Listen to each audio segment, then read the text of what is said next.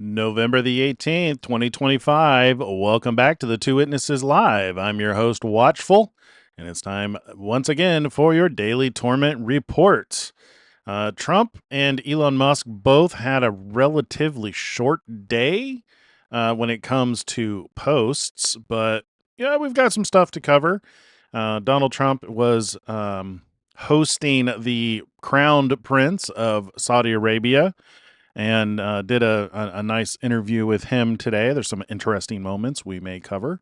And I haven't been able to 100% confirm this, but it seems as though Donald Trump invited Elon Musk to that dinner with the Crown Prince. In the interview today, Trump mentioned that because they don't have the ballroom, it's a very small dinner with very few people who have been invited.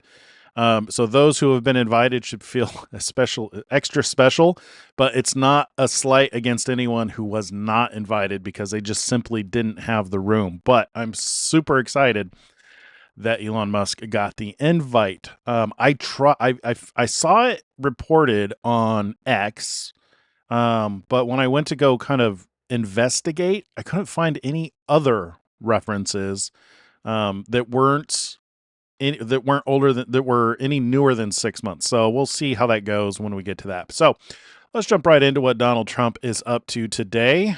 This is where we left off yesterday. Congratulations to the world on the incredible vote of the United Nations Security Council just moments ago, acknowledging and endorsing the Board of Peace, which will be chaired by me, not me, him, and include the most powerful and respected leaders throughout the world. This will go down as one of the biggest approvals in the history of the United Nations, will lead to further peace all over the world, and is a moment of true historic proportion. Thank you to the United Nations and all of the countries on the UN Security Council: China, Russia, France, United Kingdom, Algeria, Denmark, Greece, Guyana, South Korea, Pakistan, Panama, Sierra Leone, Slovenia, Somalia. Also, thank you to those countries that weren't on this committee but strongly backed the effort, including Qatar, Egypt, United Arab Emirates, the Kingdom of Saudi Arabia, Indonesia, Turkey, and Jordan. The members of the board and many more exciting announcements will be made in the coming weeks. Got our eyes on this. Will be interesting to see what happens with this Board of Peace. We're all for peace, but there is understandably some skepticism about that given where we are, where it appears that we are in the timeline of events in regards to the end times. So I am working with Governor Mike Braun and other Indiana Republicans on picking up 2 Republican congressional seats. The governor, a good man, must produce on this, or he will be the only governor, Republican or Democrat, who didn't. I won Indiana in a landslide, the most votes ever gotten in the state. Such an honor. A rhino state senator, Roderick Bray, who doesn't care about keeping the majority in the House in D.C., is the primary problem. Soon, he will have a primary problem, as will any other politician who supports him in this stupidity. Thank you for your attention to this matter, President DJT. Oh my God! Fire from the mouth. Oh, he had some good ones today during the interview, during the sit down with the Crown Prince. He laid into 2 journalists for being rude and asking stupid questions. It was pretty awesome. Can't wait to share those with you. All right. Dave Bossy, President Trump is right. Democrat filibuster abuse must be addressed now. Senate Majority Leader John Thune and his leadership team know that another Democrat-fueled government shutdown is fast approaching. On January 30th, 2026, Americans have never seen anything like the deplorable hostage-taking tactics being employed by the minority party in the Senate before, and they must be confronted. It's time to follow President Donald Trump's lead and recognize that there must be a strategy to reform archaic filibuster rules to save America from the radical left without delay.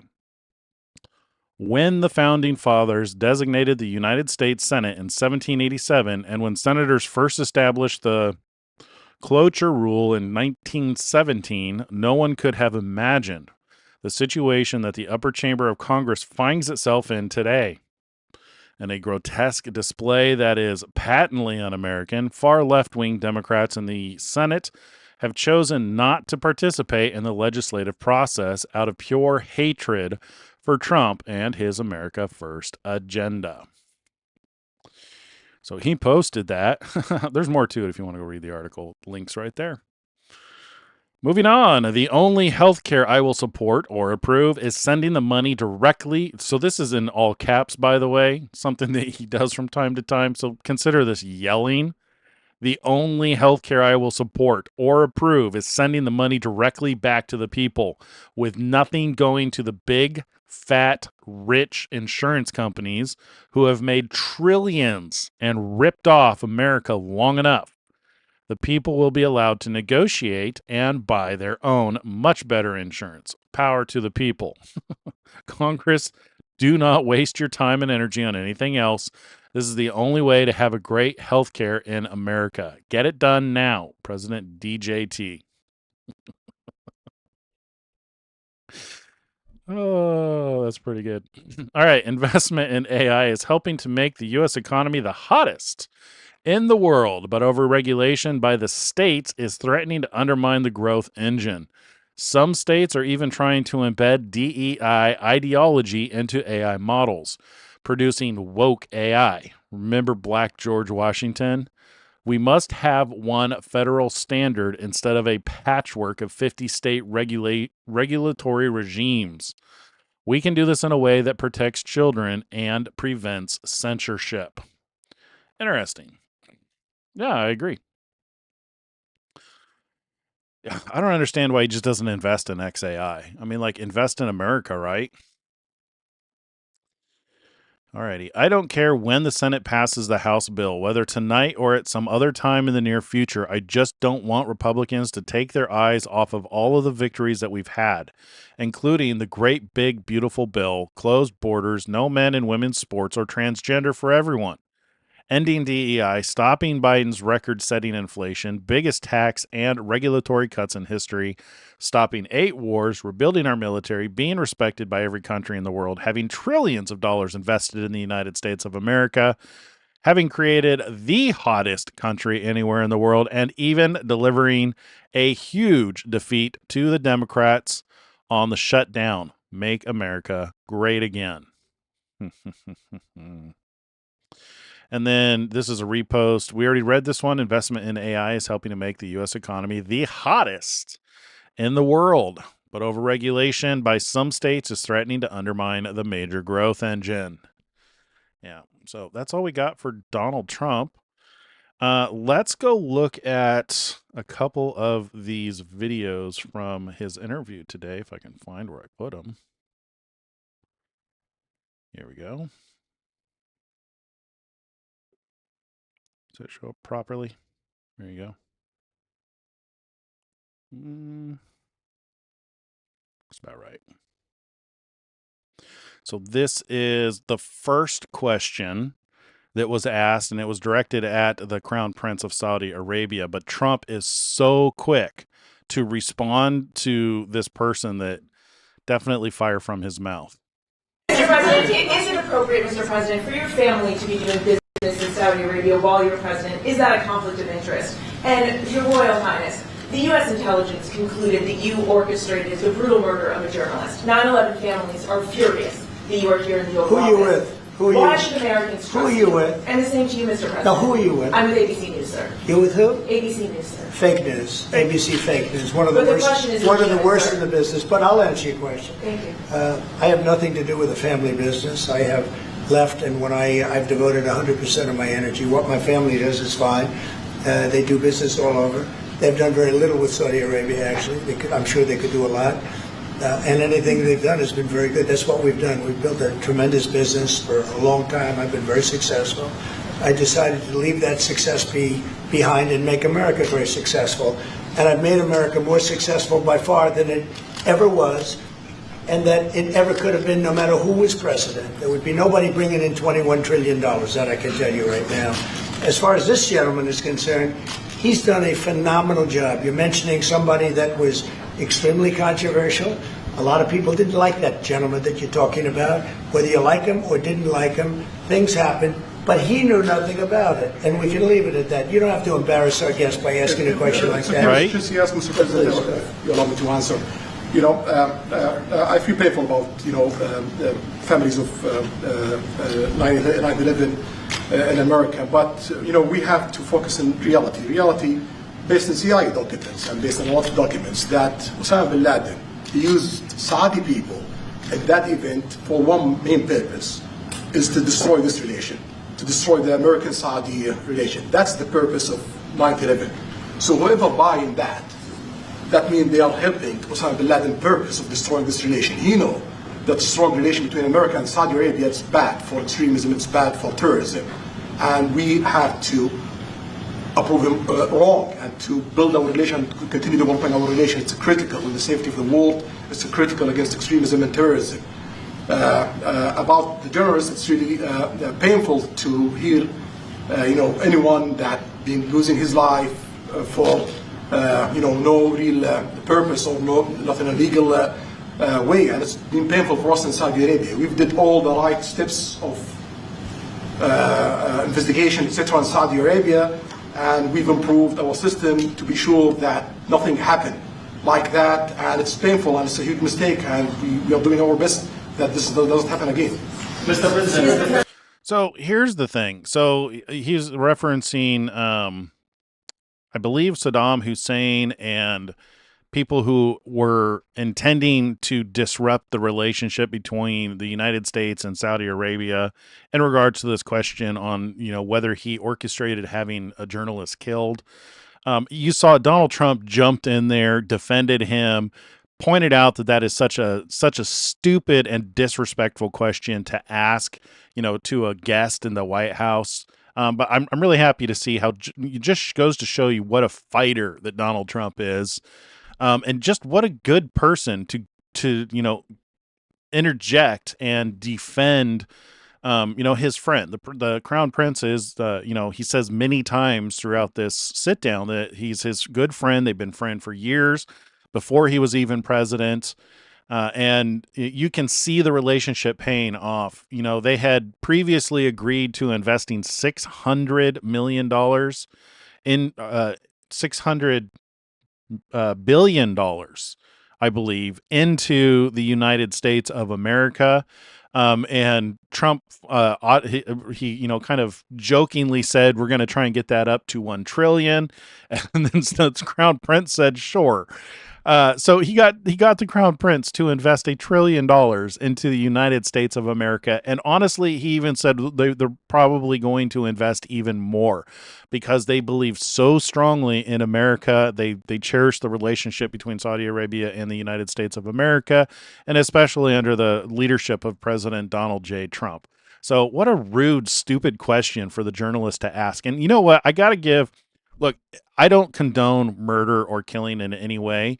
When we're under the leadership of, Yeshua, the Son of God, when death has been swallowed up in victory, that will be a completely non-issue. But I can understand given the intense, I can't even begin to comprehend what it's like to be in a position of power. I imagine they're constantly defending their lives.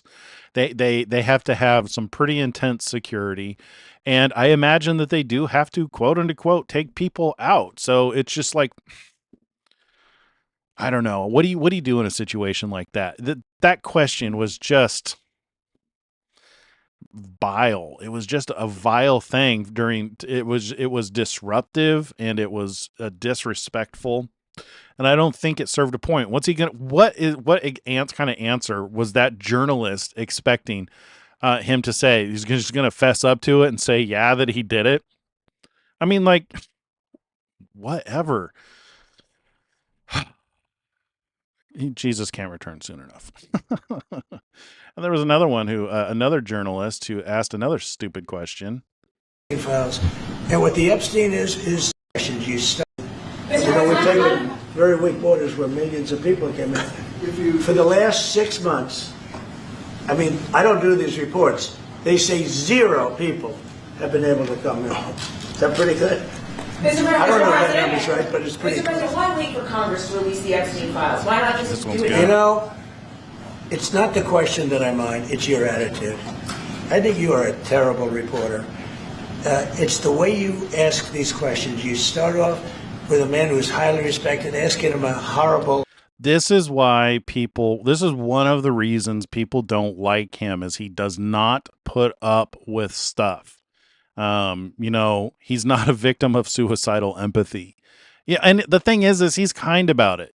He's not the man that they paint him out to be by claiming that he's some kind of a Hitler or Nazi or, some kind of, vicious dictator, because a vicious dictator would not suffer this. But the way that he responds is it's truth. Truth hurts, right?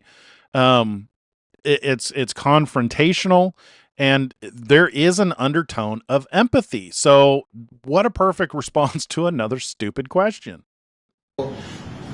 Insubordinate and just a terrible question. And you could even ask that same exact question nicely. You're all psyched. Somebody psychs you over at ABC. They're going to psych it. You're a terrible person and a terrible reporter. As far as the Epstein files I have nothing to do with Jeffrey Epstein. I threw him out of my club many years ago because I thought he was a sick pervert. But I guess I turned out to be right. But and all of the evidence supports that statement. There's a lot of stupid posts that are circulating around Facebook, and they're coming back up again about this 13-year-old Katie. Every single piece of evidence that I have seen, I've tried to chase down and follow the source. And by and large, the majority of stuff that people are saying that they're using as quote unquote proof that he's a pedophile, it's based on a lawsuit that was filed anonymously in a court in California, and then pulled and then filed again in New York. In other words, it was done intentionally so that they could have this headline that Donald Trump is a pedophile. There was no actual accusation. There was no actual lawsuit. There were no actual witnesses. There were no actual victims. It's all made up. And we've seen this time and time again where they literally manufacture things to try and make you hate him. It is the devil spirit realm that hates who he is and what he's doing. And that's what he's doing, is he's tormenting those devil spirits, the devil spirits that people allow in their minds and in their lives, and it just makes them hate him. We've got to step away from this trigger mentality, this hate mentality, and focus on loving God and loving one another. It doesn't do any good to foment hate. I used to get wrapped up in this stuff in Facebook to where, we would get into these pissing contests to where, oh, you're going to, say bad things about the guy that I support. Well, I'm going to say bad things about the person you support. And it's just like, you know what? This is not healthy. This is not going anywhere. What can I do to glorify God and glorify his son and glorify a loving relationship? I do still kind of respond to some of that hate-filled stuff. Usually it's like, hey, here's a fact check link for you if you haven't seen this. But by and large, I'm trying to put it personally, I think this is what we all need to do is, if you're triggered by something, don't take the bait. And if you're one of those people that are posting things to trigger others, stop doing that. I was doing that myself. I would post things to stir up trouble because I wanted to practice debating with people. And I don't think it's a good idea to pick fights. There's definitely topics that you can argue and debate on and they can get heated. It's my opinion now that, when they get to the point where they're heated, I don't know, and I could be wrong about this. Maybe I should engage more of this because, taking from his example of fire from the mouth, maybe I should be taking on confrontation. Maybe that's what this time is, where we're meant to be shining as lights in this dark and perverse world. And I don't want to be a victim of suicidal empathy. I don't want to be so, loving my neighbor that, I just take, 40 lashes to the back. But there's got to be a balance, right? If you haven't seen, the Y Files just did a really interesting episode on psyops and how there's a very clear test that you can do to see if something is manufactured as a distraction or a psyop in order to cause a certain behavior. Well worth your time, and I'll put that in the description. Probably tomorrow when I switch over the show, when I add the title and the description for what we cover tonight, I'll add in the description. And just as a reminder, I did put that link I promised I would in yesterday's video about Elon Musk talking about Saturday Night Live, the one that I couldn't show on YouTube because it could have caused some problems. So if you haven't seen that, go watch that video. It's funny, but a little inappropriate. Anyway, I digress. I gotta love the way that he responds here. And I'm trying to figure out what elements of this to implement in my own life as a witness to find that balance of loving God and loving your neighbor as yourself, but also have some fire and some teeth. Who does have?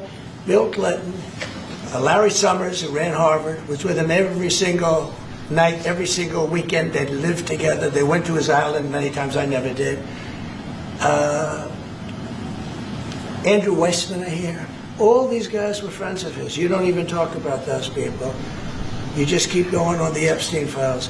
And what the Epstein is a Democrat hoax to try and get me not to be able to talk about the $21 trillion that I talked about today. It's a hoax. Now, I just got a little report, and I put it in my pocket, of all the money that he's given to Democrats.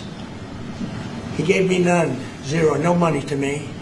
But he gave money to Democrats, and people are wise to your hoax. And ABC's your company, your crappy company, is one of the perpetrators. And I'll tell you something. So why not just sign it now? I think the license should be taken away from ABC because your news is so fake and it's so wrong. And we have a great commissioner, chairman, who should look at that, because I think when you come in and when you're 97% negative to Trump, and then Trump wins the election in a landslide, that means obviously your news is not credible, and you're not credible as a reporter. So I've answered your question. You should go and look at the Democrats who received money from Epstein, who spent their time. Larry Summers was with him all the time. That's right. That creep, the fund guy, was with him all the time. What's his name? Reid Hoffman. Reid Hoffman. I don't know Reid Hoffman, but I know he spends a lot of money on the radical left. Reid Hoffman, in my opinion, should be under investigation. He's a sleazebag. And those are the people, but they don't get any press, they don't get any news, and you're not after the radical left because you're a radical left network. But I think the way you ask a question with the anger and the meanness is terrible. You got to go back and learn how to be a reporter. No more questions from you. Who else has a question? No more questions from you. Yeah, so I believe they did vote to actually release all of the files in an unredacted form, which probably is not going to happen. They're probably going to filter out ongoing cases. But they did, and we saw that I think, where did we see that? Was that yesterday? I think yesterday he posted, go ahead and do it. And he said that he would sign anything that they come up with in regards to releasing the Epstein files. Here's the thing. He's the guy who turned Epstein in. He banned him from his resort because he got the sense that he was a perv. And everything that people have said that try to paint him as a pedophile is based on lies and misinformation. There is no factual evidence that anybody has been able to produce yet to support these, and you just see it. It's just the ammo that they use because they hate him. If they really cared, if it wasn't fueled by hate and anger, they would go go investigate to find out that those things are fake and stop using those accusations against him, for crying out loud. It's just there's those in the world that hate him because he's that meme between he's standing between you and them. He's really one of the two men who are standing up and defending us today. He's the reason I believe that he's the reason we have freedom of speech and we have the freedoms that we have, and that it will probably continue for another 3 years. That's my guess. We can talk about that more as we get more into the timeline. I know I've got a bunch of information I need to update on my timelines, and I've got a couple of them that I'm monitoring. We talked a little bit about it yesterday. Anyway, let's move on to Elon Musk here. And we're going to start here with, actually before, I think I'm actually all caught up on your questions. I don't see any new questions in there. So we'll just go ahead and continue on with Elon Musk. And we will start here where we left off yesterday, I believe, roughly around this area. People often talk about like eliminating poverty, giving everyone amazing medical care. Well, there's actually only one way to do that, and that's with the Optimus robot. With humanoid robots, you can actually give everyone amazing medical care. Optimus will ultimately be better than the best human surgeon, with a level of precision that is beyond human. So I think that's a pretty wild concept to say, okay, if people always talked about eliminating poverty, but actually Optimus will actually eliminate poverty. Optimus will actually give people incredible medical care. People often talk I think that this is relevant, even with everything we know scripturally. So when the dead in Christ are risen, they'll receive glorified bodies. Those who are in Christ will be, after the dead in Christ rise, those who are in Christ will be transformed and caught up together with the Lord in the air. I do believe that there will still be those who are not in Christ who are left on the earth, and there will be people left after God's wrath is unleashed on this planet, which, that's a video we could watch. I have another video we can watch after Elon Musk where it's from Tim Pool today talking about the hole in the magnetosphere and the fear that's coming on the whole world. I think this is another prophetic fulfillment from Matthew 24. We'll talk about that. But,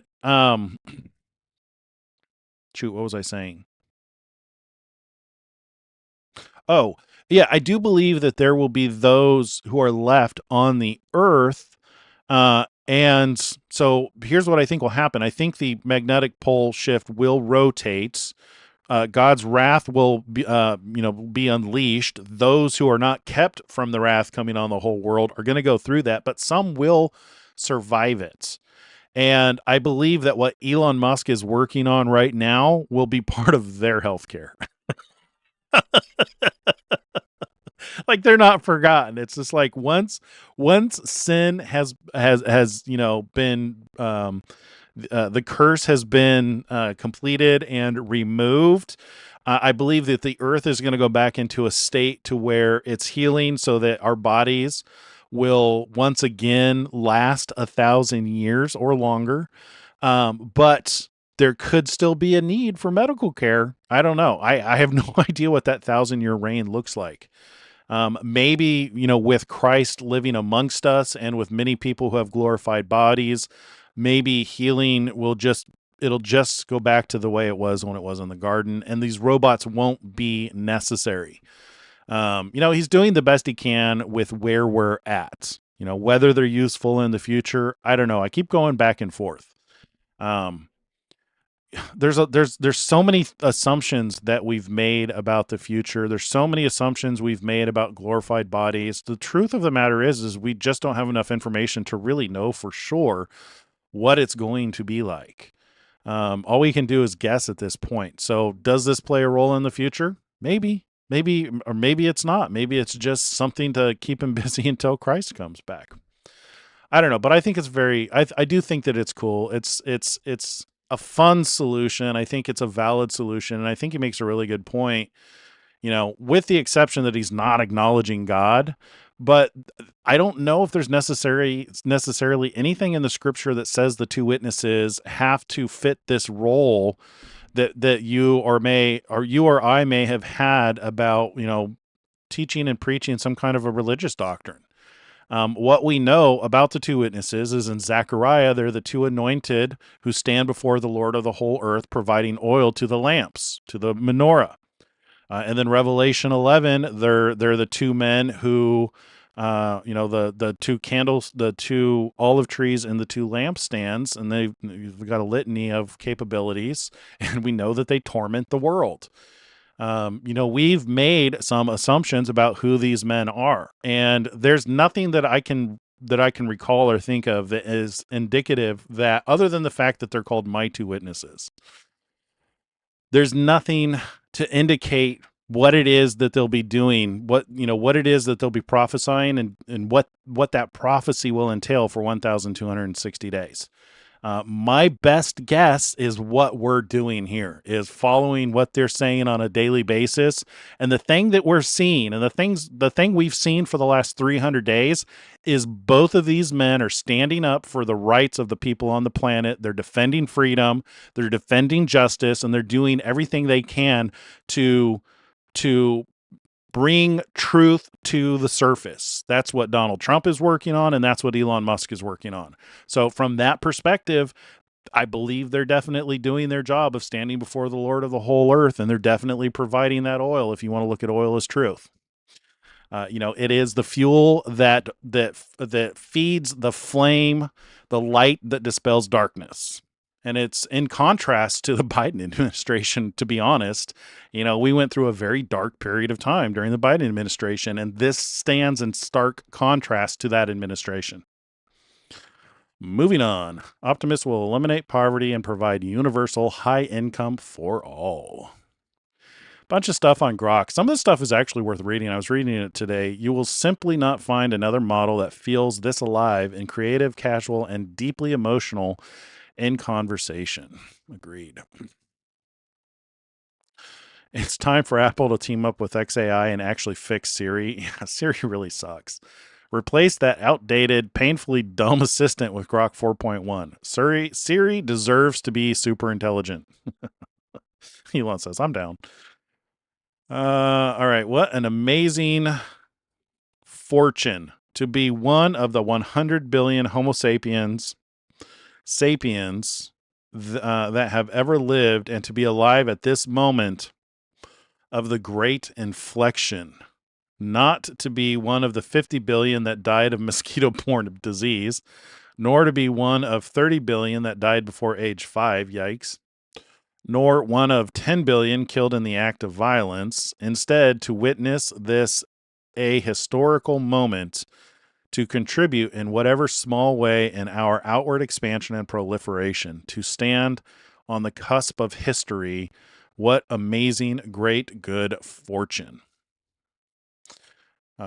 Musk says true. That reminded me, for some reason, reading that reminded me that there was another expedition that discovered the Pharaoh's army that was destroyed when Moses had split the Red Sea, and the children of Israel had walked across the Red Sea and then came in and collapsed on Pharaoh's army. There was a secret expedition that was funded with $10 million to go see if Ron Wyatt was correct in what he said when he originally reported that he and a team of divers went to a particular place in the Red Sea to find wagon wheels and what they thought were Pharaoh's chariot. It seems as though that's been confirmed. So more evidence that the Bible is true and the stories that we've heard are true. I don't know why that reminded me of that, but I wanted to tell you guys that before we move on. Grok 4.1 outperforms every model in the field. Grok is rank 1. True story. Oh, so this is because Elon's sore. You may cut him out of red. Elon doesn't like the fact that Apple in the Apple Store has ChatGPT in the like top 5 apps that you should install. Basically saying that Apple shoves ChatGPT down everyone's throat. True story. True story. So this is interesting. In the United States, there's a traffic fatality roughly every 79 million miles. Tesla full self-driving has now traveled 6.4 billion miles. Assuming it was no more or less safe than driving manually, you would expect there to be 81 fatalities with full self-driving on. As a matter of fact, with 14 million miles traveled every day, you would expect to see a fatality with full self-driving on every 5 days. But that's not happening. As far as I can tell, there are only 2 reported fatalities with full self-driving active, both on much older versions. I'm forced to conclude that there are at least 75 people who are alive today because of the work of the Tesla AI team, and we're just getting started. To give you a visual on that, if you put everyone in North America who is alive today because of full self-driving in a room together, it would look like this.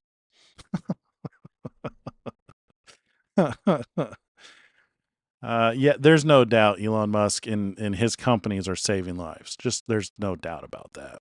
This one is a post about what's new with Grok 4.1. This is all just stuff about Grok. Don't really need to know. It's a great model.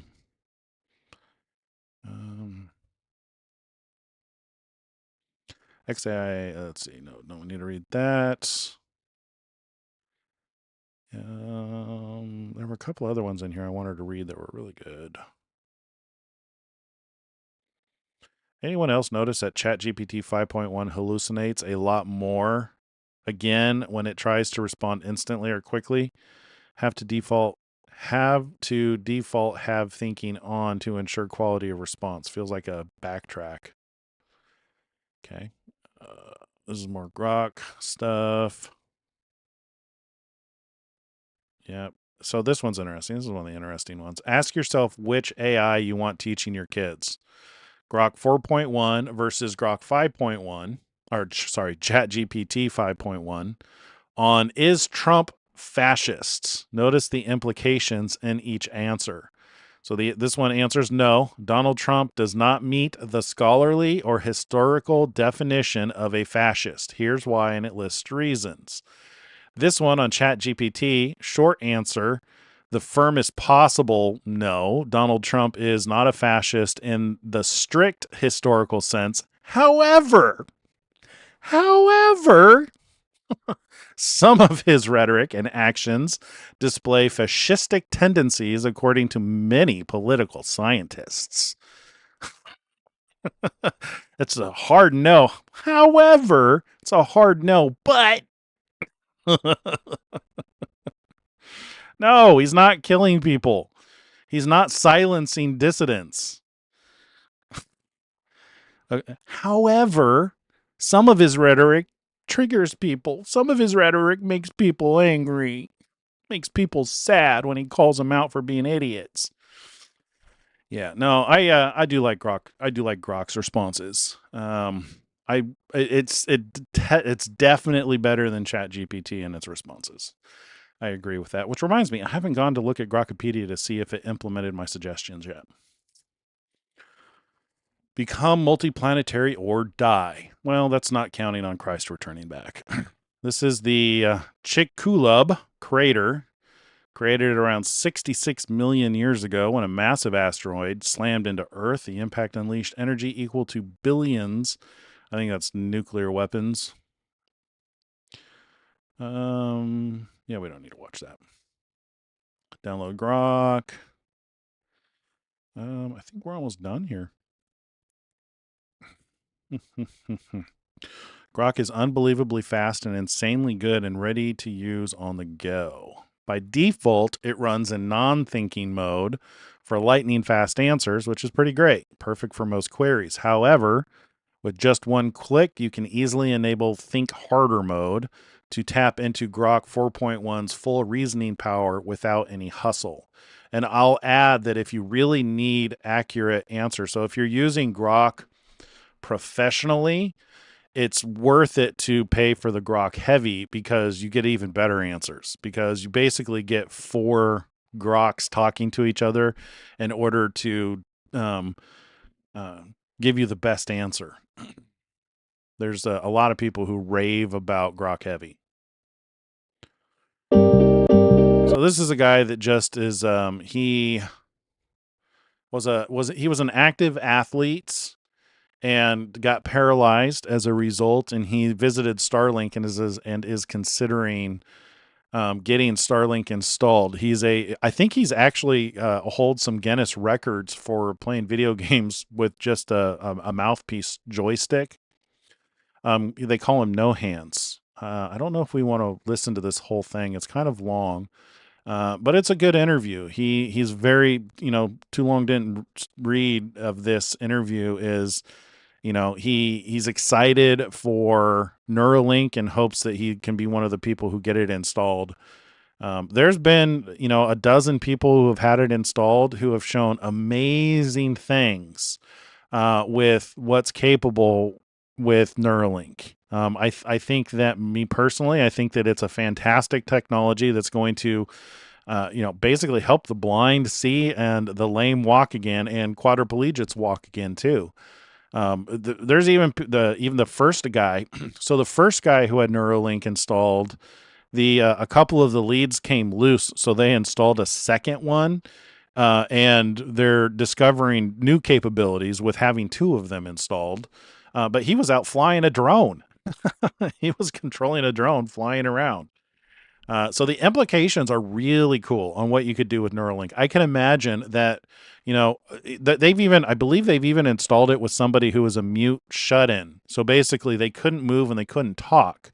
But they were able to install Neuralink and he was able to communicate again. So there's been some really exciting developments. I know people are afraid that this is the mark of the beast.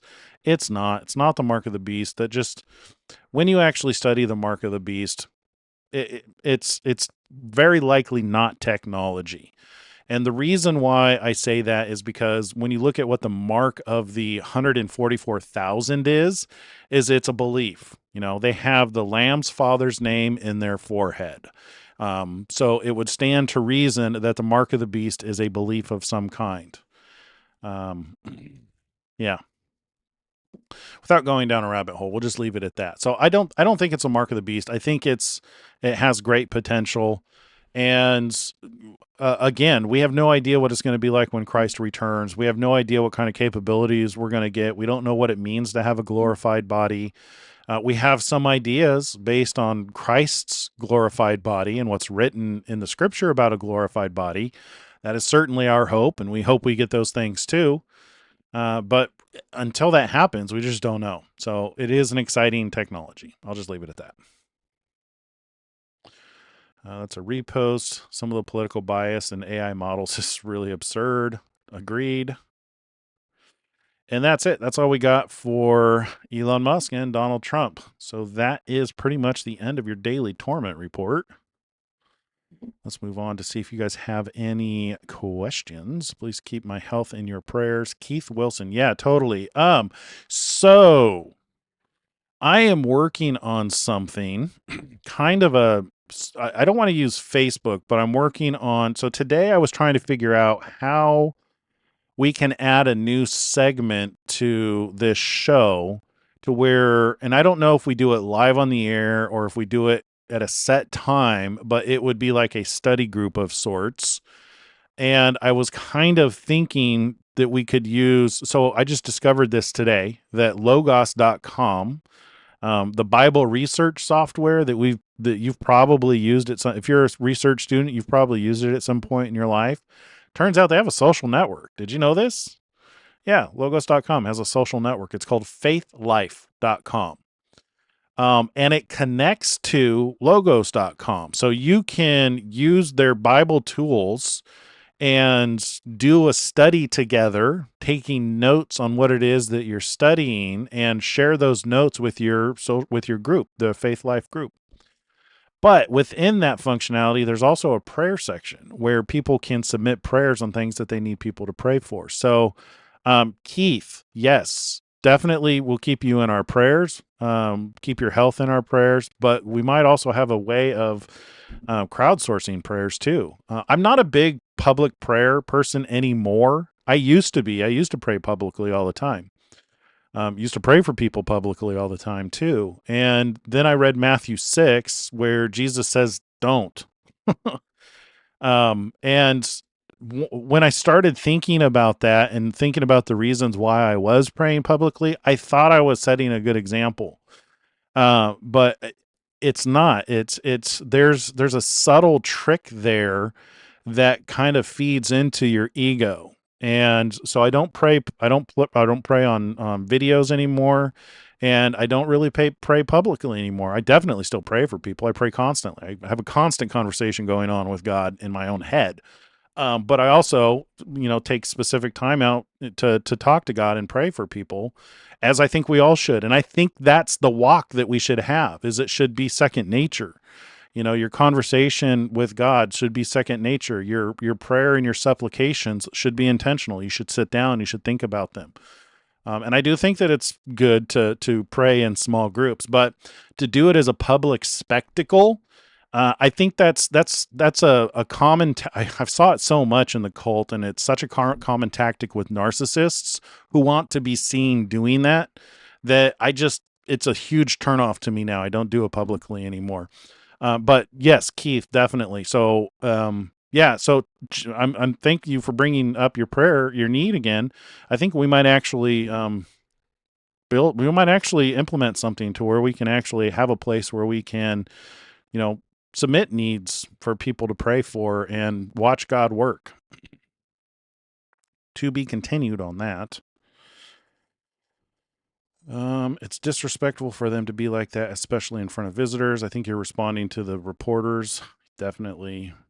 The three-eye Atlas object is drawing the attention of people, me included. Did they release the NASA files yet? I know that's the next big thing. I think it's either today or tomorrow that they're going to release those. There's high resolution photos that were taken of 3i Atlas, which will hopefully give us more answers on what that is. But yeah, that's definitely been big news. I've been following up on videos that have been from people that have been taking, pictures and video in their backyard, and the images are coming out of the China observatories. But yeah, very interested in 3i Atlas. So let's watch that video from Tim Pool. Oh no, before we do that, Fury had brought up lawmakers. So this is a thing. So this is what lawmakers are currently doing. So this is TSPLY. He's been covering the riots in Chicago and Portland. He does a very good job. Every day he's got really great content. But today's video was especially interesting because it's showing how these lawmakers are outright telling people to disobey Trump.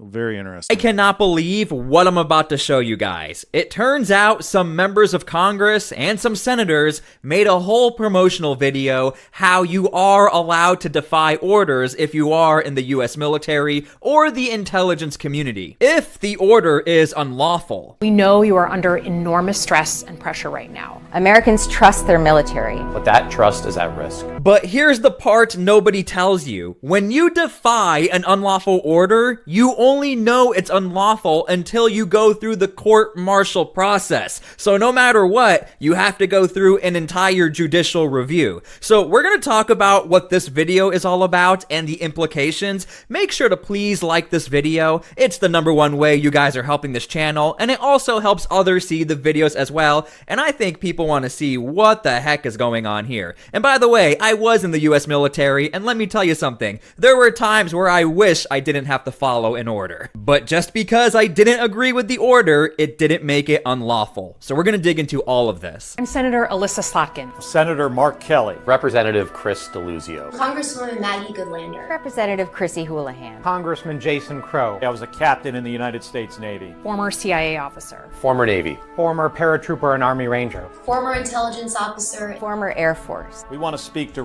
Okay, so right off the bat, I think you can see what's going on. We were a member of an organization either belonging to the US military, this was my rank, giving out the credentials so you can listen to me because, you know, I was a captain, and then you can hear the music in the background. We want to speak directly to members of the military And the intelligence community. who take risks each day to keep Americans safe. We know you are under enormous stress and pressure right now. Americans trust their military. But that trust is at risk. This administration is pitting our uniformed military And intelligence community professionals. against American citizens. Like These are really big accusations. Again, I could not believe this is a real video. I want to get through it and then we will pick it apart. But again, leave your comments down below as well as we get through this. us, you all swore an oath. To protect and defend this Constitution. Right now, the threats to our Constitution aren't just coming from abroad, but from right here at home. Our laws are clear. You can refuse illegal orders. You can refuse illegal orders. You must refuse illegal orders. No one has to carry out orders that violate the law. Or our Constitution. We know this is hard and that it's a difficult time to be a public servant. But whether you're serving in the CIA, The Army, or Navy, The Air Force. your vigilance is critical. and know that we have your back. Because now, more than ever, The American people need you. We need you to stand up for our laws. our Constitution and who we are as Americans. Don't give up. Don't give up. Don't give up. Don't give up the ship. Okay, so this is the video, and I'm not trying to be funny, I'm being super serious. I have no idea what this video is about. There is no context, there's no caption to describe why this video was made. All we know is that this video was made, and it's a bunch of members of Congress and the Senate who said you can defy unlawful orders, or you should defy unlawful orders. So the only context we really have is this part of the video, which again, people are scratching their heads and they're like, okay, but what are you still talking about? So check this out real quick. Military And the intelligence community. who take risks each day to keep Americans safe. We know you are under enormous stress and pressure right now. Americans trust their military. But that trust is at risk. This administration is pitting our uniformed military And intelligence Not community at risk, and professionals. it's against at an American all-time citizens. high. That part right there. Again, I would love an example, some sort of citation, some sort of verifiable evidence in which we are saying this on camera, we're paying for your taxes. Can we get some sort of data point? I love data, because if this is totally true and we have an issue I of love abusing data, too. soldiers and using them against the everyday American citizen, I think everyone wants to see it, regardless of conservative or Democrat. We want to see what's going on, but this is the only context we have. Now, let's talk about why this video can also be a little problematic when you don't give the full context and you just put a blanket statement out there. You can defy unlawful orders. What you're looking at is a U.S. military member in the Iraq War where his vehicle doesn't have any armor. In fact, the soldiers during the 03 invasion, a lot of them had to literally weld armor onto their vehicles. So let's say this context is all happening right now. As a U.S. military member, you see your vehicles have no body armor, we don't have the right gear. Are you allowed to say, well, I don't want to go into battle because this doesn't seem right? This seems like an unlawful order. Or what about when U.S. military members were told this piece of camouflage will definitely help you blend in all environments, but U.S. military commanders had to go to the government and say, please give us new camo because this camo sucks. Are you allowed to defy the order and not deploy and say, I'm not going into combat, this won't protect me, that's an unlawful order to deploy me? Or let's not go that extreme. Let's talk about an everyday example everyone has probably had to deal with at some point in time. What if your barracks room has mold and the room is disgusting and I have to live with a roommate? I mean, don't I deserve a little bit of decency? I mean, is this an unlawful order for me to say, I'm not going to sleep here, I'm going to go live out here, I'm going to go do my own thing? Is that an unlawful order to have to sleep in this room and have to stay here? Well, you guys let me know. Is that unlawful? This is where we get into some trouble if you are a member of the US military and you just watch that video and in your mind you're thinking, you know, I have had to do a lot of things that I don't agree with and I think probably could be an unlawful order, and you can do all of the research in the world, and then if you defy that order, you can still be in a lot of trouble, because no matter what, like we talked about, that unlawful order becomes your problem. You still have to go through the court-martial, you still have have to go through a judicial process to see whether or not you're going to get in trouble. However, I want to be very careful here. There's a big difference between you being told, I want you to take out all of these civilians right now. You know they've done nothing wrong. You know we shouldn't be doing this, and you say, I'm not going to do it. And obviously, that's a very extreme example. And again, I'm giving my examples here. We didn't even get one from these members of government. Yeah. I'm just trying to show you guys, you have to be very careful. You probably would get away with not doing that, but let's say you're in the National Guard and you get deployed into maybe a Memphis, or you get deployed to Portland, maybe. And in your mind, you're like, okay, I don't want to be here. I don't know how I feel about this, but does that make it an unlawful order? Or are you listening to a video from members of government who are saying, we have your back, you're being used against American people, and in your mind, you're like, okay, that could be an unlawful order. I don't think I should be here, and you defy orders. You see how you can get into a lot of trouble because you are appealing to how you feel about the deployment or how you feel about the order. But remember this, how many U.S. military members felt totally off by wearing this camouflage knowing it does not actually blend into every single environment like we're being told? Or the U.S. military members who were forced to go on these deployments without the proper body armor? Or the everyday soldier who deals with this mold? Again, emotionally speaking, a lot of this is not right. A lot of it can and should be fixed. Some of it did get fixed, but the point I'm trying to make is it becomes your problem once you defy an order you thought was unlawful. It just so happens that you're in a bad situation and it's the leadership's fault. Now look, again, I have no idea what context these members of government are talking about. My guess is, because I think that was one of those was the governor in Portland. My guess is they're referring to like there. I think that's the governor of Portland. I could be wrong. My guess is they're encouraging anyone who will listen to them to defy listening to Trump. That's the sense I get from that video. Some of these are dealing directly with like Trump wanting to send in the National Guard as a means to help them. And they're trying to spin that as though he's trying to invade their states, which he's making it very clear that he's not invading their states because he's not implementing the Insurrection Act. He has every right, and they've done everything that is necessary, I believe. I could be wrong about this, but they've done everything necessary for him to implement the Insurrection Act because of their behavior. The riots are still going on in Portland and in Chicago. It's just not mainstream news anymore because other things are dominating the news cycle. One of the cool things about T-Supply here is he covers those riots every single day. So I still watch these things and see the shenanigans that are going on. But my guess is this video where they're calling for people to not listen to Trump is they're not saying to not listen to unlawful orders. They're saying don't listen to Trump, period. That seems to be the undertone to me that I get from that, based on their actions that I've seen in Portland and Chicago and other locations, because they're doing everything they can to try and make you to hate Trump because he torments them. He speaks the truth. He's coming through and he's enforcing the law. They're the ones who are not enforcing the law. They're the ones who are in the unlawfulness. And for them to actually encourage people to break the law, man, they're just really pushing for him to implement the Insurrection Act, aren't they?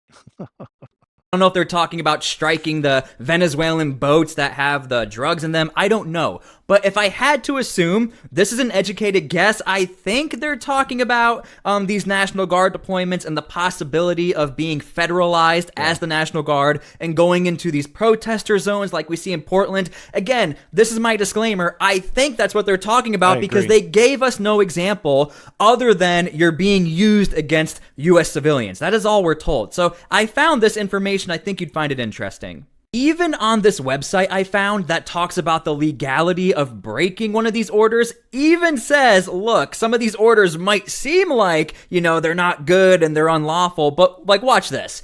None of the scenarios below would necessarily involve illegal orders, but these are all actions that the commander-in-chief has discussed publicly as possibilities, which might involve the U.S. military, and that might lead to illegal orders. Very big on it might, okay? Use of military force to carry out deportations, removals, or detention of immigrants. Yeah. Again, this is not all necessarily unlawful. There just has to be certain requirements met. Use of military force against civilian protesters. Again, even there is a clarification here. There has to be certain requirements. It's not like the U.S. military is being deployed and snatching up people and going after protesters. There are requirements. I mean, even here, the website talks about, look, it might sound a little fishy, but you got to be careful. For the deployments within the United States, the Posse Comitatus Act of 1878 generally prohibits the use of military for policing. However, the administration is developing ways around this law. In addition, the Insurrection Act gives the president the authority to use the military in certain circumstances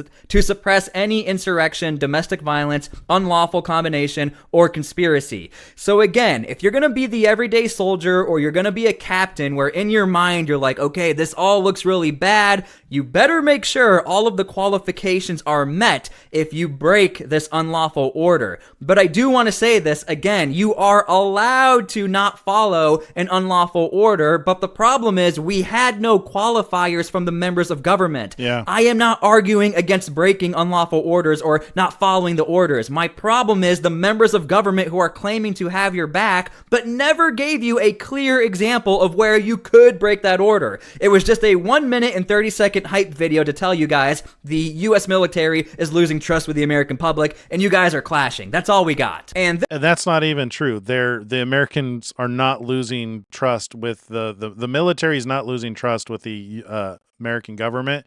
In fact, the data actually shows the opposite. People wanting to join these military organizations is at an all-time high, especially compared to the Biden administration. People want to go join the military. They want to go serve and do some good.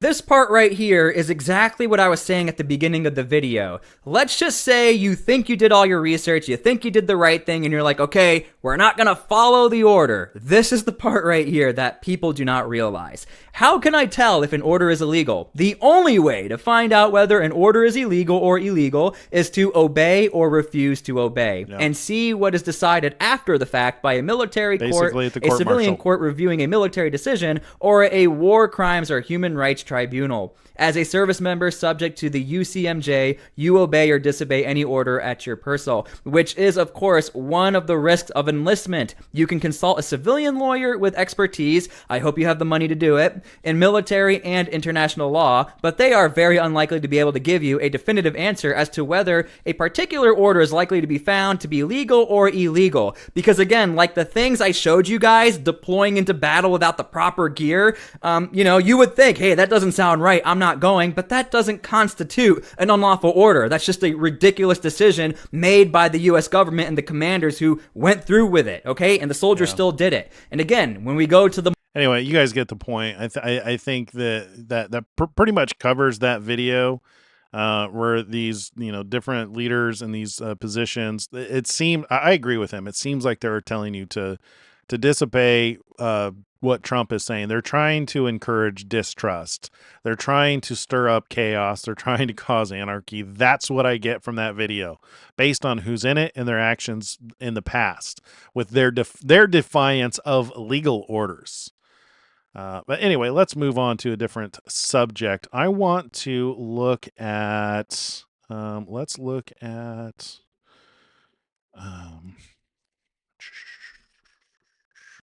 is it Luke 21?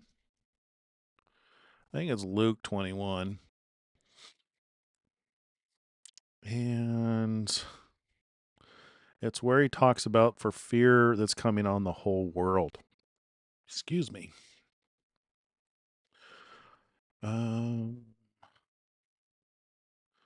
Is there any news on 3i Atlas? Not that I've seen. I've looked. The only thing that I'm aware of is NASA has announced that they will finally be releasing the high-resolution images from HiRISE and other satellites and crafts that got really good images.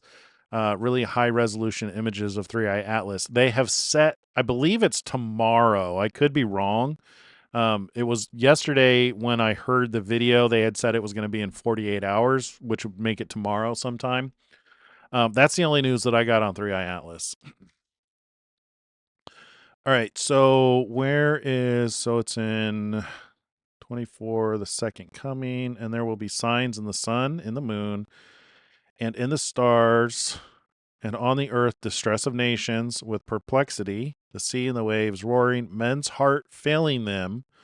Yeah, so this is where I wanted to read. I wanted to lead off with this before we watch this video from Tim Pool. And there will be signs in the sun, in the moon, and in the stars, and on the earth distress of nations with perplexity, the sea and the waves roaring, men's hearts failing them from fear and the expectation of those things which are coming on the earth. For the powers of the heavens will be shaken. Then they will see the Son of Man coming in the cloud with power and great glory. Now, when these things begin to happen, look up, lift up your heads, because your redemption draws not near. This is happening. There's definitely been signs in the sun, moon, and stars. The Revelation 12 sign on September 23rd, 2017. That was an anchor point. There have been events that lined up with eclipses that seem to be the seals being opened. We've seen events on the earth that are matching the descriptions of prophecies coming to pass. And we're at this point now to where this men's heart failing them for fear and the expectation of those things which are coming on the whole earth. Remember that thought, and then we're going to go watch this video from Tim Pool. Let me get this here. Okay, we're going to watch this video. There you go. Something is happening. Is it normal? Or is it something very dangerous? NASA is tracking a vast anomaly growing in Earth's magnetic field. My friends, about a week ago, you all noticed something strange. The sky turned pink and green. You saw the aurora as far south as central Texas and even parts of Florida, closer to the north. Now, I say closer to the north to try and make it seem a bit reasonable, but Florida saw the aurora. How is this possible? And for 2 days. I had a conversation with the sun weatherman, Ben Davidson, and he told me that of these rare aurora phenomenon, there have been, I believe he said, around 10 in the past 100 years. So we have had Ben Davidson on this show. When Chris and I were doing the show together, he was one of our guests, and we talked about the magnetic pole shift. At that time, he was projecting 2040 or 2050. He has since revised his timeline. I had asked him specifically, is there any chance that it could happen in like 2027, 2028? And he said, unless things change, all calculations say 2020, 2040, 2050. Well, since then, a lot of things have changed, and he has definitely revised his timeline to where pretty much it could happen at any time. And Tim Pool is basically pointing that out, indicating the things that are coming on the world, and people know about this, and their behavior reflects it. I believe this is a fulfillment of that Luke 21, for fear of the things coming on the whole earth.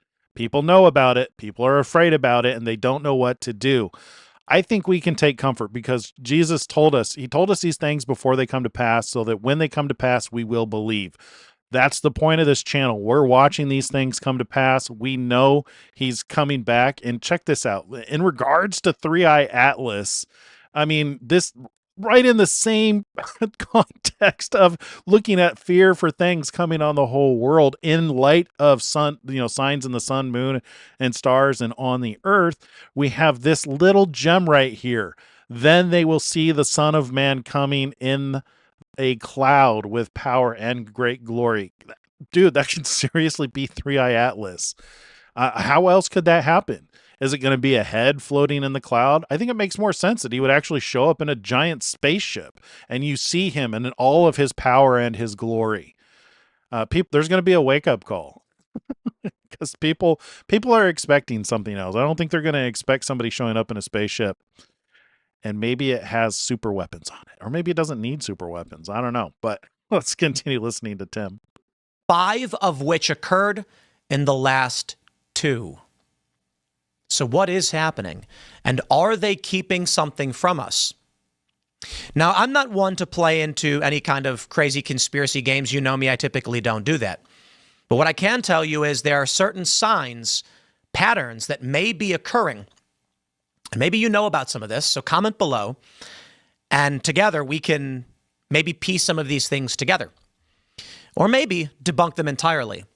I know that the official statement on what we've been seeing with these anomalies, and this is from sciencealert.com right now. This is not some fly-by-night random website. The official statement is going to be that sometimes these solar storms happen. But I'll also point out, do they happen around the time we track vast growing anomalies? Do they happen around the same time that billionaires begin building secret underground bunkers in New Zealand, Hawaii, in Montana, Wyoming, in the mountains? Is that normal too? Perhaps we can explain it all away. Maybe these rich people just have so much money. Why not have an emergency apocalypse bunker? If you can. Some rich people buy things that are completely useless. But there have been questions now for some time. For the past 10 years or so, questions around why powerful people are building underground bunkers.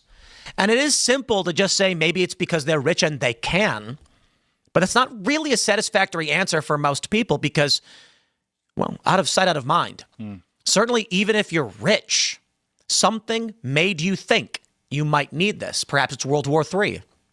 Perhaps it's just general economic instability. But there is something culturally that made people think, maybe I need this.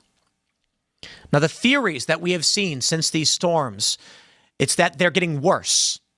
That there will be a pole shift, a superstorm. As the anomaly grows in Earth's magnetic field, it becomes weaker.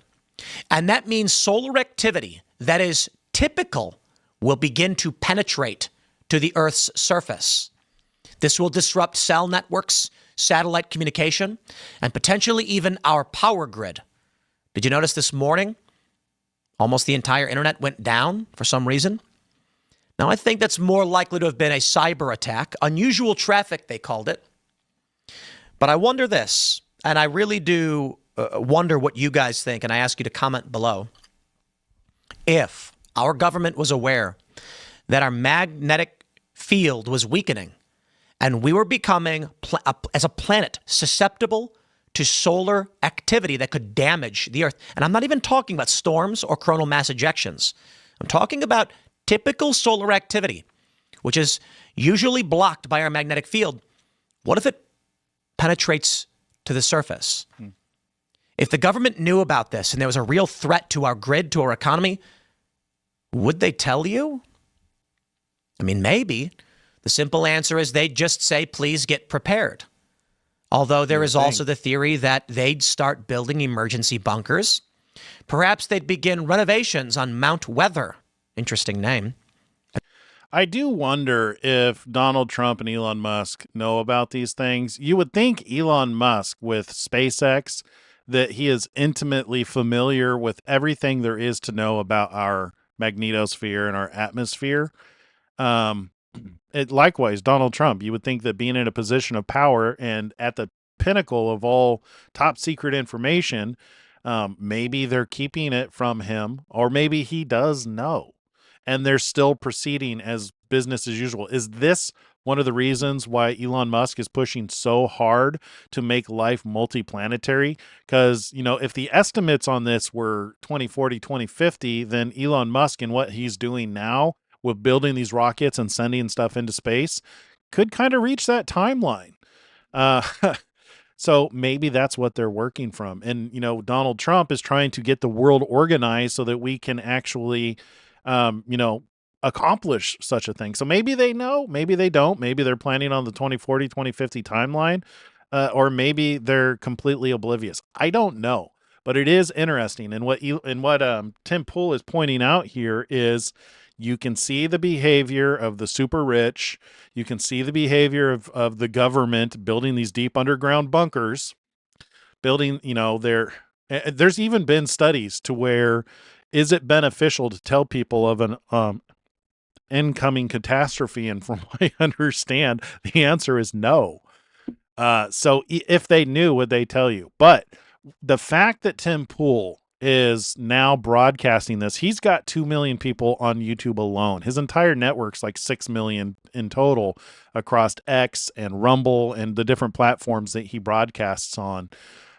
This has been coming up more and more on Joe Rogan. It's been coming up on Sean Ryan, the different shows. It's Ben Davidson, his voice and his research is getting out there. This is becoming more and more public knowledge. I can't help but wonder if this isn't Luke 21:26, men's hearts failing them for fear and the expectation of those things which are coming on the earth. You could argue that maybe that's wars and conflicts, but not with what Trump is doing right now, unless you have severe Trump derangement syndrome and think he's Hitler or the Antichrist. But with what he's doing to protect people and bring peace, I don't think that's what men's hearts failing them for fear of things coming on the whole earth.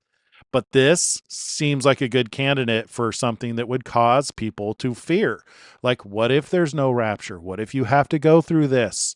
What if the rapture is after this? What if the Bible's not true? I mean, there's a lot of things that people could be thinking.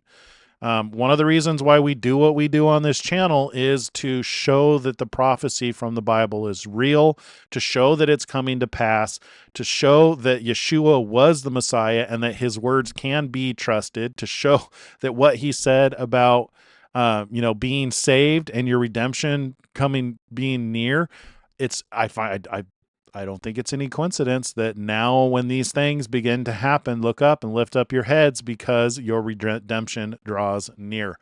What we're looking at, I believe, is the opening of seal number 6. So if there's going to be a rapture or a gathering together where certain people are removed from the earth, and I think specifically those who are told that they are kept from the wrath that's coming on the whole earth, this to me looks like God's wrath is coming.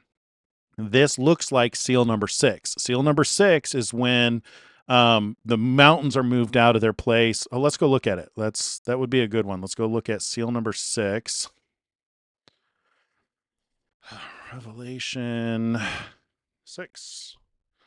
And in seal number 6, I looked when he opened the 6th seal, and behold, there was a great earthquake, and the sun became black as sackcloth of hair, and the moon became like blood. What's interesting about, so if there's going to be an eclipse and a blood moon on the same day, the only way they can happen is if the earth rotates. So you could be on the earth and the moon could go in front of the sun, and then the earth can rotate, and then the moon would be in the sun's shadow and you would see a blood moon. So that phrasing right there is indicative of the earth rotating. One of the reasons why I think that we might be looking at the magnetic pole shift for seal number 6. So the sun became black as sackcloth of hair. I mean, it could be volcanic ash in the atmosphere. That's another assumption that people are making, that blocks out the moon. So there could be a blood moon on that particular day, and then volcanic ash, blocks out the sun. But another way, and I think it's supported by the magnetic pole shift, is, if the earth rotates, you could potentially see both an eclipse, a solar eclipse and a lunar eclipse on the same day. And what that would actually do is it would mean that we can't use the current calculations that we have for when to calculate solar eclipses and blood moons, because that could happen at any time. So when the earth begins to wobble and rotate, it could position you in such a way that the sun is blotted out and the moon becomes red. And the stars of heaven fell to the earth as a fig tree drops its late figs when it is shaken by a mighty wind.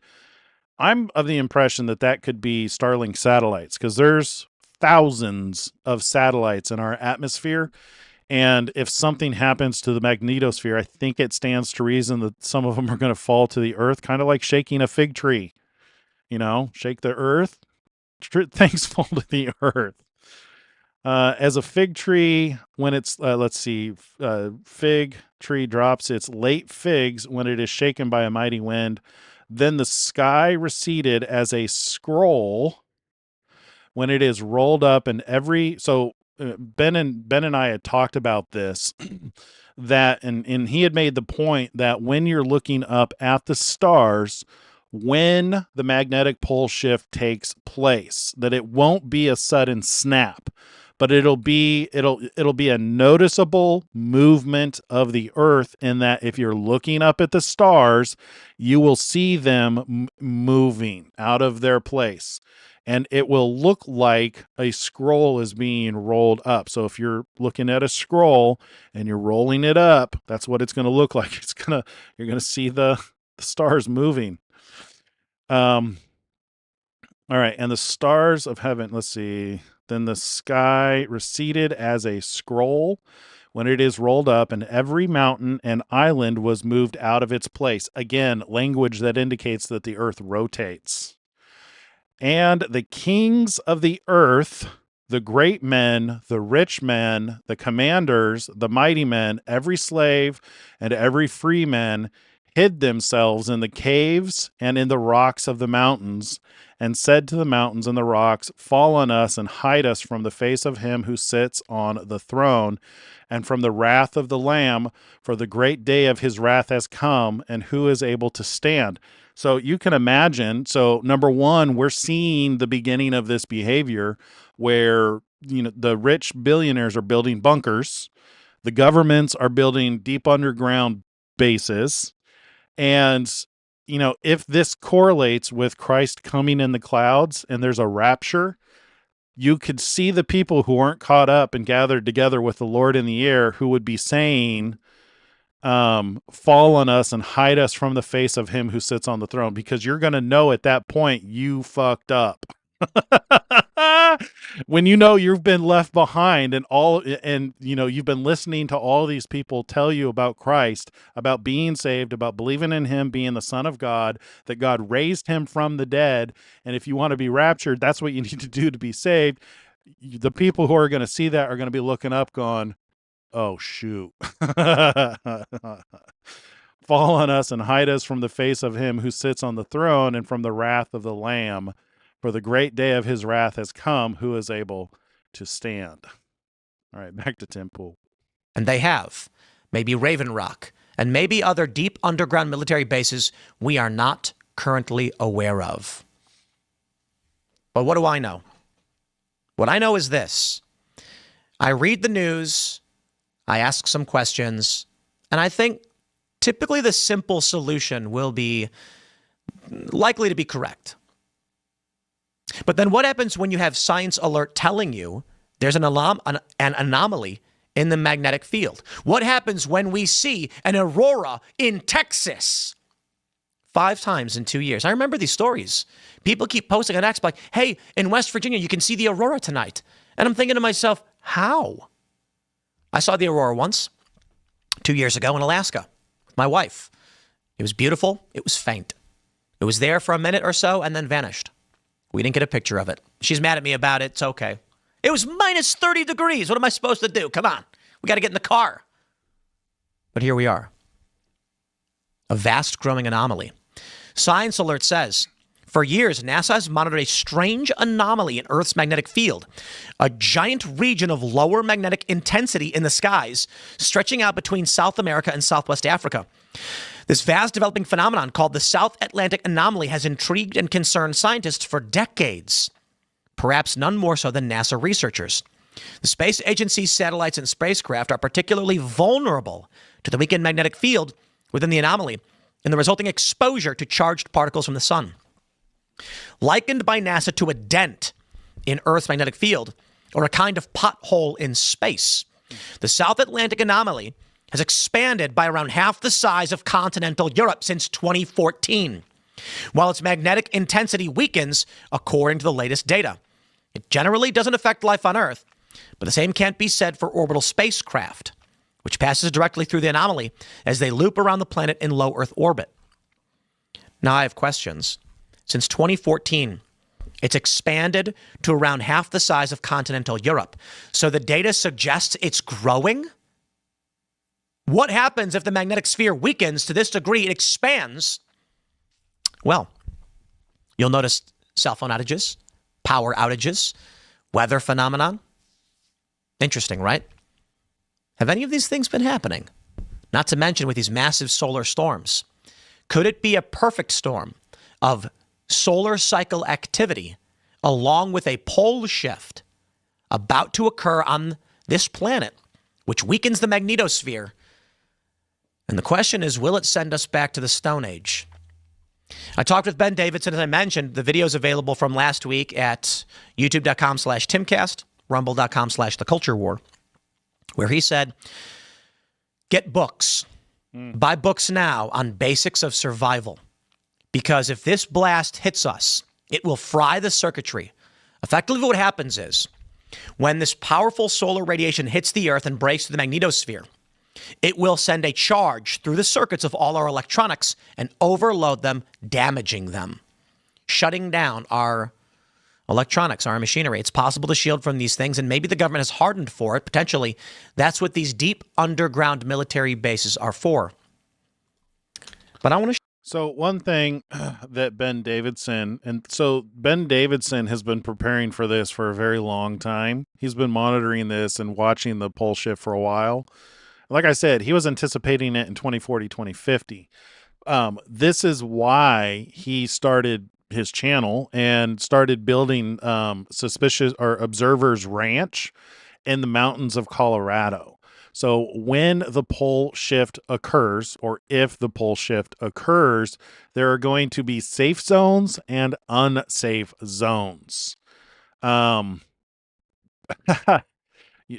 only way that I can recommend finding out where those are is to go do your homework on his channel. He has a set of materials that he says do your homework.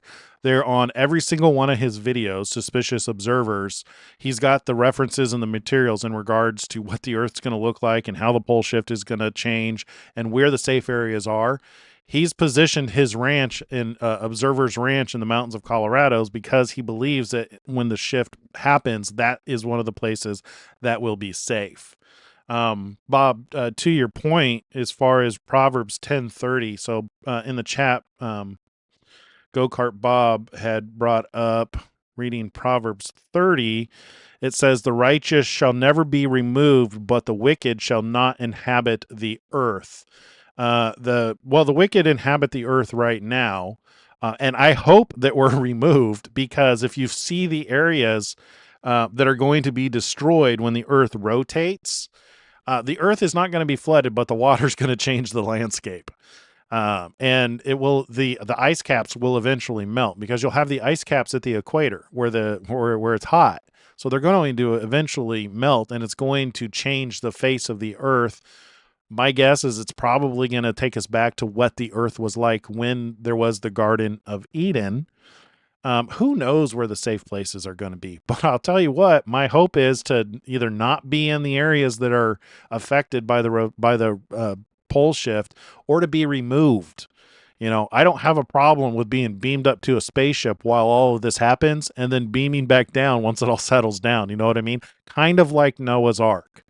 So I get what you're saying, because I think you're referring to our conversation yesterday when we were talking about the wheat and the tares, how the tares are bundled up and gathered and removed and burned, as you know, a possibility that they're removed off of the earth because they don't inherit the earth, and then the wheat are gathered up in the barn. But based on what I see happening, I sure as hell hope that if what Ben Davidson is suggesting in regards to what's going to happen to the earth, I really hope that we get in an ark.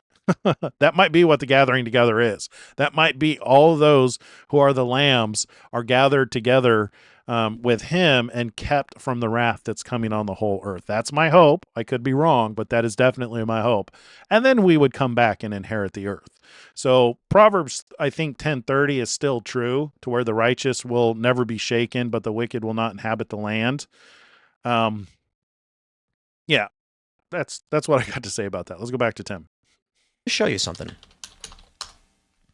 Let me see if I shouldn't use deep underground military base. You type dumb and Tucker Carlson, and you just get insults. Take a look at this. From NDTV World. U.S. spent $21 trillion to build secret underground doomsday bunkers for elites, claims former official. Listen, this massive dent in the magnetosphere is growing. They're telling us it's growing. We have seen strange phenomenon with these aurora in our skies. I don't know what this would mean. But again, I ask you guys, and I want you to engage, I want you to comment and have this conversation. Do you really believe powerful elites would tell you the truth? I want you to think about that movie. I believe it was 2012. And I know it's fictional, right? It doesn't mean that it's based in reality, but people have these ideas for a reason. In the film, they build great vessels. So when the massive storm comes and the waters rise, humanity can be saved, but it's impossible to save everyone. They can only fit so many people on these ships. And the protagonists of the story are not welcome on. Yeah, there's I get what you're saying as far as more evidence that you don't agree with the rapture. Rapture's not used in the Bible. It's referred to a gathering together. I think where we get the rapture combined with the gathering together as being removed from the earth is in Corinthians, where it talks about the dead in Christ are raised first, and then those who are alive and remain will be caught up to, or will be transformed and caught up together with the Lord in the air. Where's that in? That's 1 Corinthians 15-ish, 1550, around that area. I don't know. I don't know. I think about this a lot lately in regards to, because the rabbis have been talking about what it is that they believe in Judaism, and a lot of them they're expecting people to just come up out of the ground. That's what the resurrection is to them, which I could get that. I mean, like, that is how Adam was formed in the first place, right? He was formed from the dust of the ground. That's probably why they're expecting, those who are dead to just kind of rise up out of the ground as God forms their bodies. And that would make sense. I mean, you could make the argument to where that could be the reason why the sun has been hammering the earth with energy, is it maybe putting the energy in order to facilitate that forming of all those bodies for the resurrection. But I believe that there is biblical precedence. I don't know if that's the right word. Yeah, I guess there is, because you have Elijah was caught up in a chariot. You've got, there's a couple of different people who were, caught up. Enoch was caught up. But, there's even in the book of Enoch, there's evidence of spaceships. So, I mean, in a realistic, maybe it's not fantasy. Maybe it's literally like an ark. Wouldn't that be interesting? A spaceship shows up, and only those with the who are on the list get to join the spaceship, while everybody else gets stuck on the earth. Could that be like the meaning of the parable of the 10 virgins? Why only 5 of them are allowed? Maybe only 5 are allowed on the ark. So I mean, it may not. Maybe they don't. Maybe I don't know. There's a lot of fun things that you could think about. Do we get bodies that have the ability to teleport, or is teleportation a possibility? There were recent breakthroughs in quantum mechanics that indicate that teleportation might be possible. Is that what the resurrection rapture is, where we're just teleported into an ark while the wrath is unleashed on the earth, and then we return? Yeah, so many things. Yeah. All right. Yeah. Yeah. Your point, and I think what you're alluding to. So Bob, Go-Kart Bob said, so what I'm pointing to is Paul's words versus Jesus's words. I believe I understand what it is that you're alluding to. If I'm not mistaken, you're questioning the validity of Paul's words. I get that. I question the validity of Paul's words as well. But we'll cover that in another show. Let's just get back to Tim for now. On these ships, so they try to break in. In the event they build deep underground bases to try and protect as many people as possible, preserve our technology and knowledge, do you think they would make it public? If they did, what do you think would happen? If a disaster did come and signs were present, people would be desperately trying to get in. And they can't, because not everybody is allowed. I don't know if you've played the game Fallout, for instance. Fallout 4 is a good example of this. The game starts in 2077 when the war is about to break out. The video game series, for those unfamiliar, is about a nuclear war breaking out across the planet and people going into vaults to try and survive after the fact. There's a lot more to the story than that. But when you go to the vault, there's men with guns telling people they can't come in, and they're begging to be let in. But you're on the list. You get to come in. I think it is entirely likely that at least some element of this story is true. Fitz alleged $21 trillion was funneled into this project between 1998 and 2015. Interesting. Since 2014, that anomaly has been growing. Now, by all means, feel free to argue it's nothing. Mind your own business, maintain your optimism and your normalcy. But I'll tell you this, chance favors the prepared. In the event something is actually going on, and this growing dent in our magnetosphere is indicative of a coming pole shift, and the waters rise, the planet shuffles, the axis tilts, whatever might happen, maybe nothing. Maybe it's conspiracy internet garbage on the same level as flat Earth. Well, I'll tell you this. The man who fears an apocalypse and reasonably acts to prepare for survival survives. The apocalypse never comes. He's got food in his basement. He'll eat it. Yeah. I always tell people this when it comes to these emergency food supplies and things like that. The worst case scenario, well, to be honest, the worst case scenario is if you buy the food, is the world ends and you need to eat it. Yeah. Your best case scenario is the world doesn't end.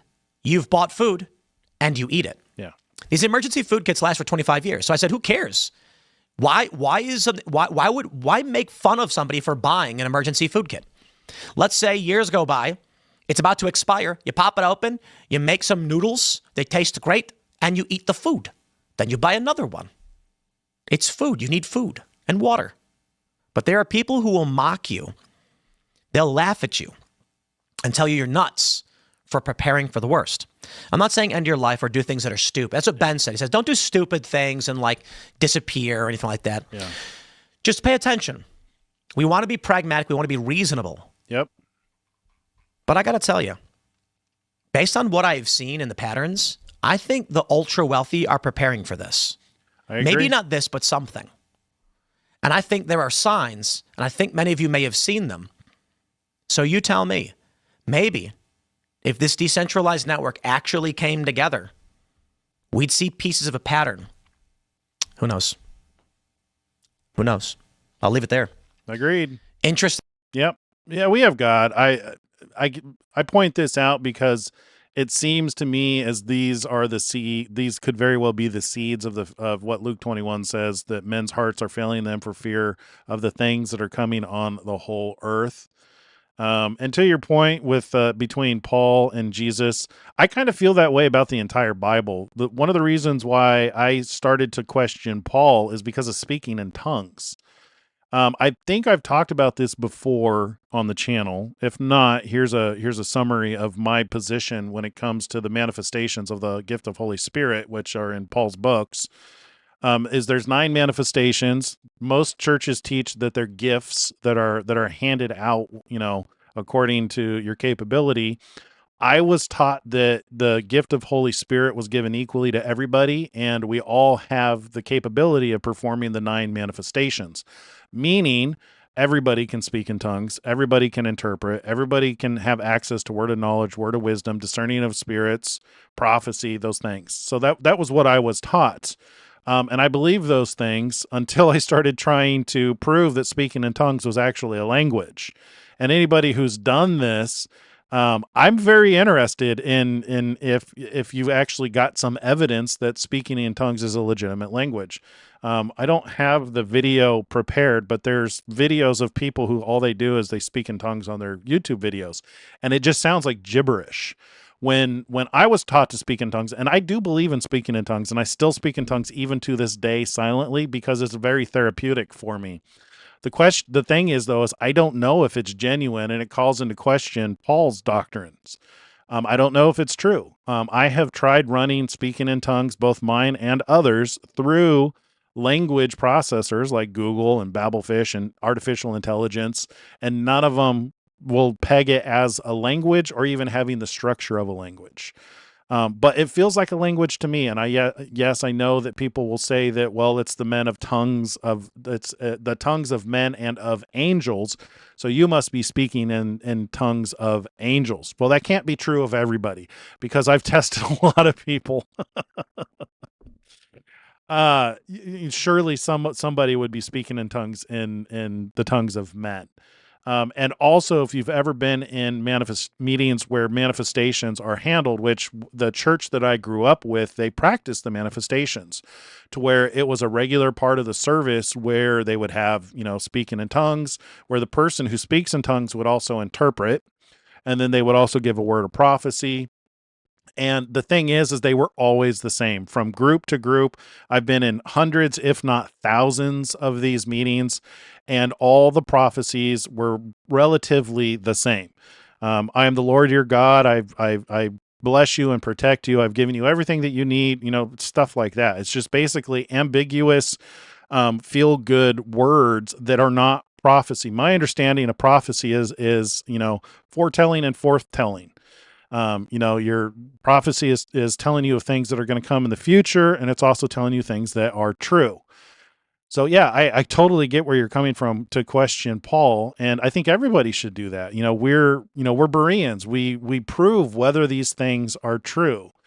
But there might be some validity to some of his stuff. I'm very much an observation-based individual right now, as you all know about me, to where I question everything I was ever taught. I just got so sick and tired of religion and being forced, or not forced, but just blindly believing things to where now it's just like, I know that answers are available, and people who say it's a mystery, it's not meant to be known, are people who haven't looked or tried, or who haven't looked long enough. I'm still of the opinion that speaking in tongues could be a legitimate manifestation of the Holy Spirit. Maybe we're just not doing it right.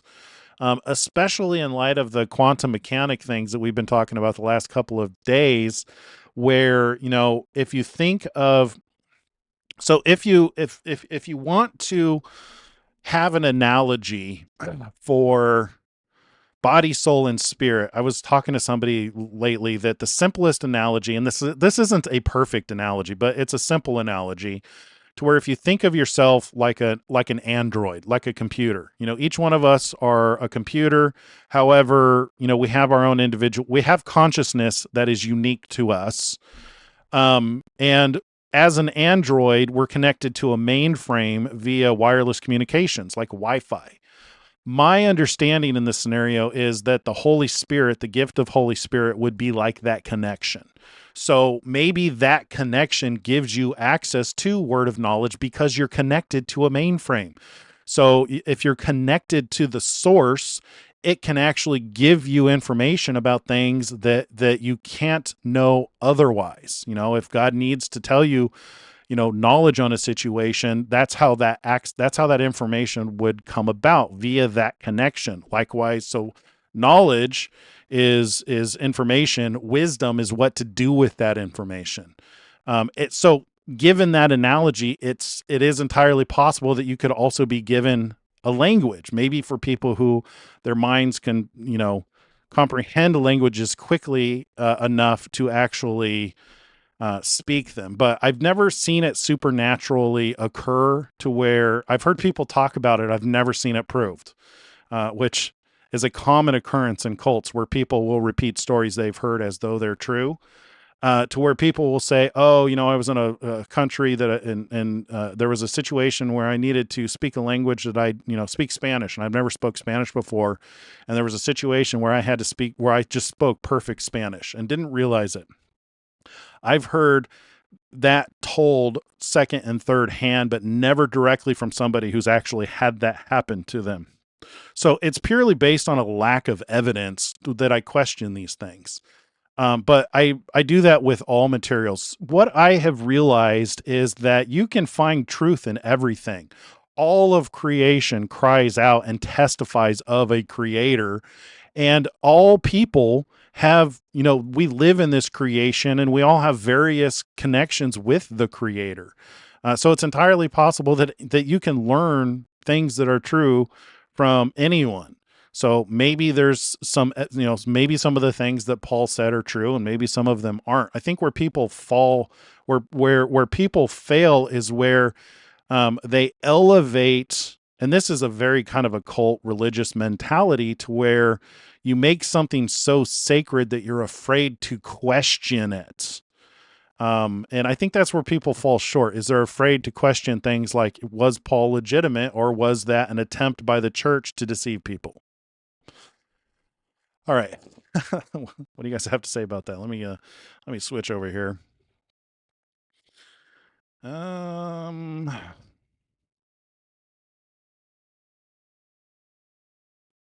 You think Paul's books were manipulated more than others? Yeah, I could see that. There's a growing number of people who believe that. Bob, there is a school of thought, Paul the church. You put Jesus's words above Paul's. I do too. Yeah, I think that Jesus, part of the things, I think that's why he told us to watch, because what we're seeing right now is legitimate evidence that Jesus was who he says he was. So it's attributed to him, these things that are happening. So to me, it seems like his words are definitely far better than Paul's. What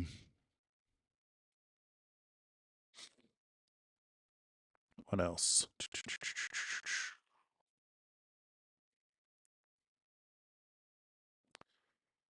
The rift caused an entire portion of the Bible teaching to be lost and hidden. I'm not anti-Paul, I'm not anti-Paul either. I'm not really anti anything anymore. It's more of a just, is there any validity? I'll be honest with you. I even look at the Book of Mormon to see if there's any evidence. Think about this. So if this is our reality, so say Jesus really was on a planet for some other planet somewhere else in the universe for 2,000 years, while those who needed to live and die, went through the cycle to be born and raised up in order to believe. What if, like the Bible talks about the watchers, right? So this idea that some being that is genetically compatible with humans came to our planet and produced children. So, maybe there is, Metatron, or maybe there is some other entity that came down and did talk to Joseph Smith, and there might have been some kernel of truth. Because I'll tell you what, one of the beliefs that the Mormons have is that we all get our own planet, right? And that, they've got some really bizarre stuff, like stuff that even in my speculation is too far for me. But they do have some interesting ideas, and maybe I don't know if they got those ideas from devil spirits, or if it wasn't from a legitimate, being from another planet. One of the things that I've been looking at with Jewish astrology, I've been reading about this again, is God knows every star by name. He set them and he named them. It would not surprise me if those stars are not representative of everybody who's going to be born. And it would not surprise me if the position of the sun, moon, and the planets doesn't have an effect on the sperm and the egg, on which sperm wins the race in order to impregnate the egg.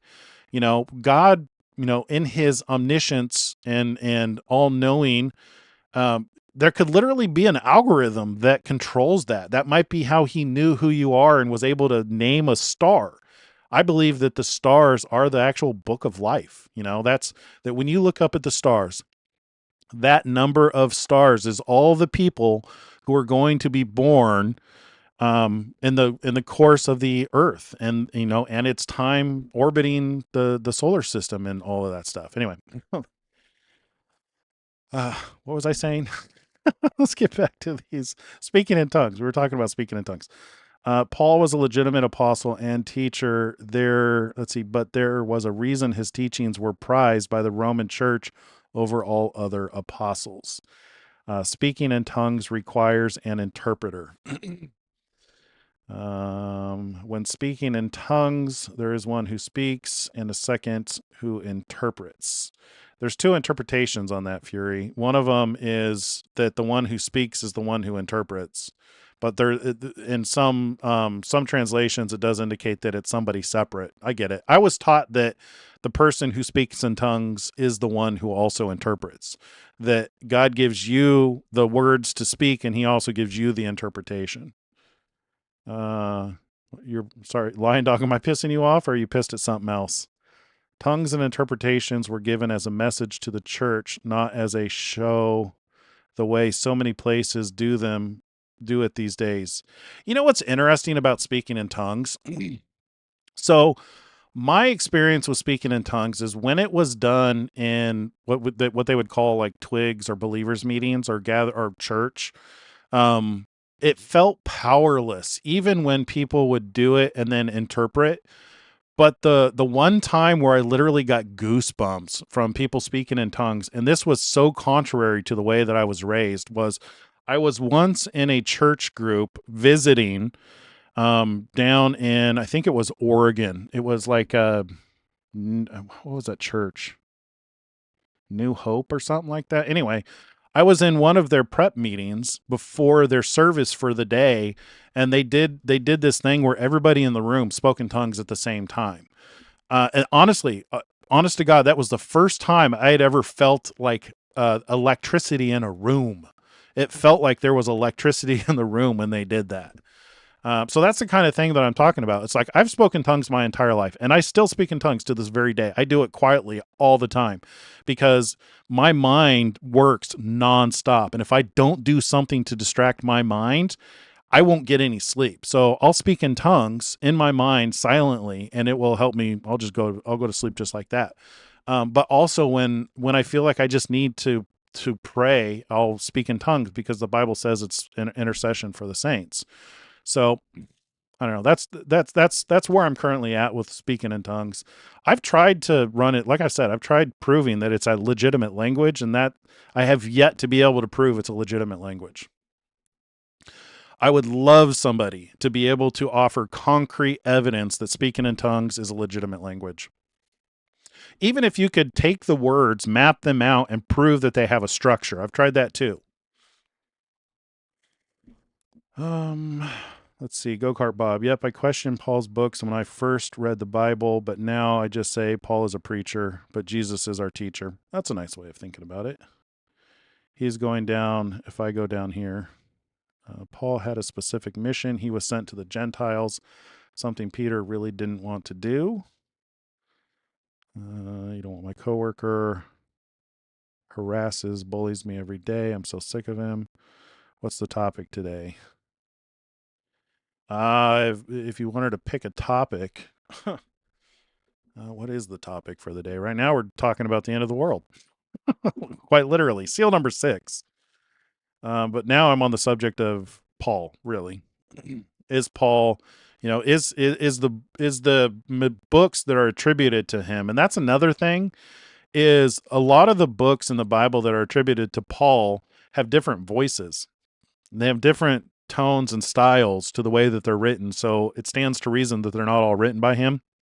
And some of them say as much that they're not written by him. So I guess you need to be specific if you're going to question something specifically about Paul. To intervene, he spoke easily to her in Cajun and explained to her not to interfere. That was his experience of speaking in tongues for a purpose of explaining it to somebody in a language he didn't actually speak. After the incident, he couldn't speak Cajun again. I've heard that time and time again. I've heard a lot of like second and third hand retelling of where speaking in tongues was useful. I've never experienced it or seen it myself. And that's kind of and one of the reasons why I don't stop doing it is I do believe that it is a valid manifestation of the Holy Spirit. Let's see, my mom, my grandparents, and the rest of my family of that generation all spoke Cajun, not just my dad, nor his brothers or sisters. Not pissed at you, Watchful. Well, thank you. I appreciate that. I was raised in a church where speaking in tongues was common. Yeah.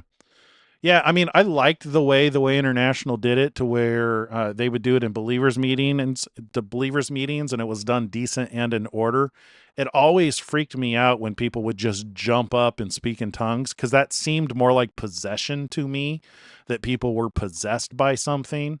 But I will say, like, once again, when I was in that one meeting and everybody just started speaking in tongues all at the same time, it felt like there was electricity in that room. It was a weird experience for me. Watchful was the New Hope Church in Albany, Oregon. No, it was in Medford, Oregon. It was, they send me messages all the time.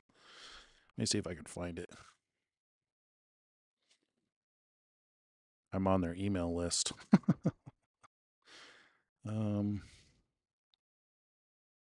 Church. Wasn't Living Hope. That one is somewhere else. Joy Church. It was called Joy Church in Medford, Oregon.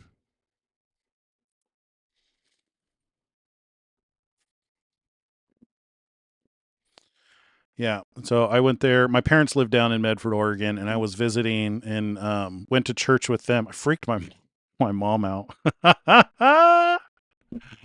Oh man, memories. Yeah. So in that meeting that I was speaking about, so I was visiting my parents. My parents go to, and this is their church.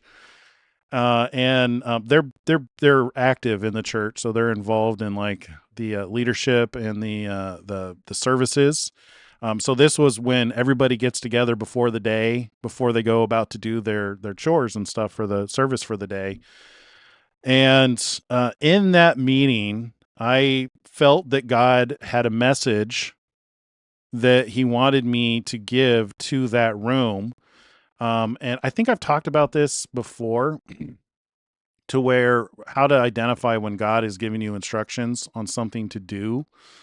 So I'll start with the first time because I think it's relevant. So my wife and I, we like to go to different churches. We don't like to get locked down to specific churches. We just like to go visit tons of different churches. So there was one time where we went to a Ukrainian church, just for something different, to go to a different church. Oh man, it was so droll. I actually got pissed. I was sitting in the pew at this, like, it was a Ukrainian church, and I thought that God was telling me to get up and confront the pastor, and I didn't have any logistics on what to do, so I didn't do anything. And I found out later. So I talked to my wife about it, and she said that she's like, I would have run out of the church if you had done that. And I said, well, yeah, I didn't have any instruction on what to do. It just was something I felt like I wanted to do because the guy was so boring. I think this was in 2019 when I really got super activated. And I kind of pushed my wife over the edge. One of the reasons why I was now visiting my parents. But yeah, so we were in this church, and I was just dumbfounded that the guy on the stage, he was just teaching about like taking joy in work. And I was just like, why are you not talking about where we are in the end times and and Jesus coming? Like, that was the most exciting thing to me. And I just wanted to get up and shout it from the rooftops. And I thought God was giving me the instruction to do that, but there was no logistics, so I didn't do anything about it. As we were walking out of that room, I ran into somebody that I knew who was Ukrainian, and he invited us over for dinner. So we went to dinner, my family and his family, and I told him that story, and he had told me, he goes, we've had so many people do that in the church that we literally have security guards placed around the room to identify them and kick them out of the church. He goes, had you stood up and started to try and speak at the preacher, you would have been immediately removed. So, a parallel example of that was when I was down at Joy Church with my parents and we were in that meeting. I had a similar experience. However, this time it was different because there was instructions on what to do. I had a message for the people in that room, and but this time I had the thought, you need to talk to the lead pastor and he'll let you speak. So I asked my mom, I go, who's the lead pastor? And she goes, oh, it's that guy right there who happened to be standing next to me. So I walked up to him and I go, I have a message for the room. He literally walked over, grabbed the microphone from the person who was speaking, came over and gave it to me. And I went up and I gave a message. And it was something along the lines of, you are the Church of Philadelphia, basically keep on loving the people in the way that you're doing. I can't remember exactly what it was, but it was something along those lines. And it was beautiful, and it was a wonderful moment, and it wasn't weird or bizarre or anything like that, but it was a much better example of when you feel like God is giving you an instruction on something to do. In my experience, the wisdom of what to do will also be there. A good way of identifying between your emotions and what you think you want to do and what's actually beneficial. Anyway, so I do believe in the manifestations of the Holy Spirit. So that would be an instance of word of knowledge and word of wisdom. The knowledge being what to do, or the knowledge being the information that you need to provide, and the wisdom would be what to do, like go talk to that pastor. But yeah, so, and then that was actually an instance of speaking in tongues that felt electric, and it was energizing. Maybe there's something to it, with the quantum mechanics of things, to where, when that many people are just allowing the energy to flow through, that it literally electrifies the room. But yeah, I don't know. What got me on this stuff, Paul? We were talking about Paul.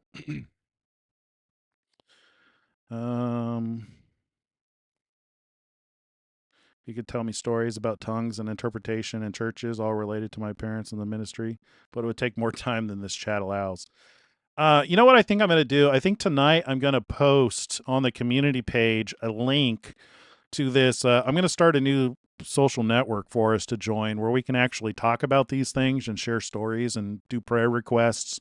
I think I'm going to add a segment of Bible study, like a study time. What I would like to do is start picking, and this will probably go very quickly. I'd like to when we have these short days, like today was a relatively short day. We were done with the Torment report in under an hour. I think I've just been rambling and watching videos that I saw throughout the day that I thought you guys might be blessed to go over with me. But what I would like to do is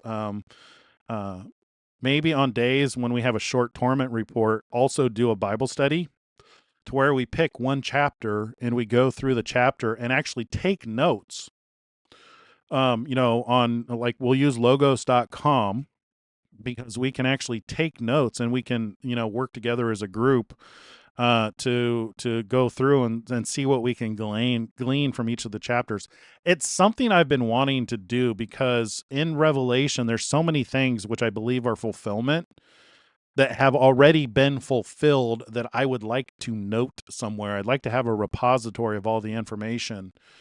So maybe I'll do that. So tonight, I think I'll post a link to that you guys can join. And for anybody who's interested, can join that group, and we'll start doing like a study hour or something like that, where we go through, we'll just start in Revelation 1 and go through 22 and see how it works out. See if it provides any value to anybody. But if you guys are interested in something like that, then we can do that. I'll post a link tonight in the community. And, based on people joining, if people join and want to participate, we'll do that. All right. What else? Yahweh is hungry and desires to feed on bread. What?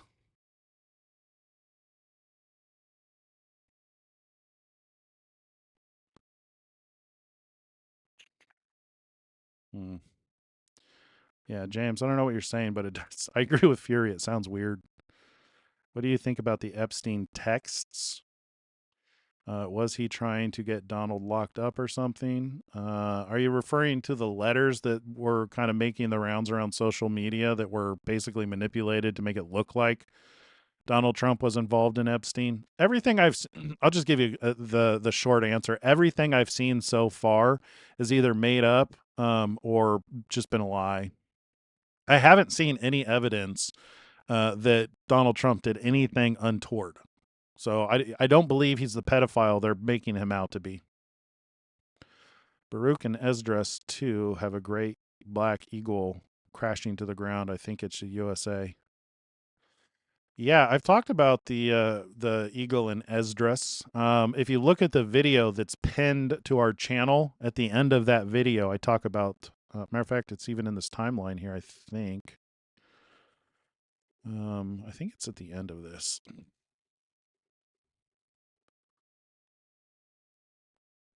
There you go. Esdras eagle. Second Esdras 11:12. Is this the one you're referring to? I think you're right. I think there is another reference to it in Baruch. But yeah, I was actually listening to that video again today, trying to take note of the things I need to update.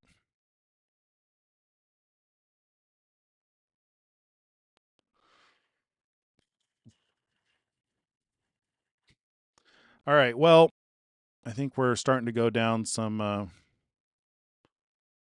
I'm running out of things to say. We're at the 2-hour mark. Thank you guys so much for joining me. Today was actually a lot of fun. So it was fun kind of going over these different videos, cover some of the topics I've been wanting to talk about for a while. I'll post that link to the social network. It's called faithlife.com. And what it will allow us to do is anybody who's interested in joining in like a study group, we can start doing it live where, I can go through and we can read, we'll just pick a chapter and we'll go through 1 through, Revelation 1. One day we'll go through and take notes and I'll add anything that I've been working on into the chapter, and we'll just do that all the way through 22. And then you guys will have the opportunity to also contribute any of your work so that we'll have a central source that we can work from. But yeah, that's a new feature of logos.com. I had no idea that was a possibility. So you can basically do group notes, and it's connected to their own social network, which is pretty cool. But with that, I'm going to close this down, and we'll see you again tomorrow at the same time. Thank you so much for joining me. This has been a wonderful night. I think we've covered a lot of really good things, and I'm excited for what we're going to cover next. So thanks again for joining. God bless you guys.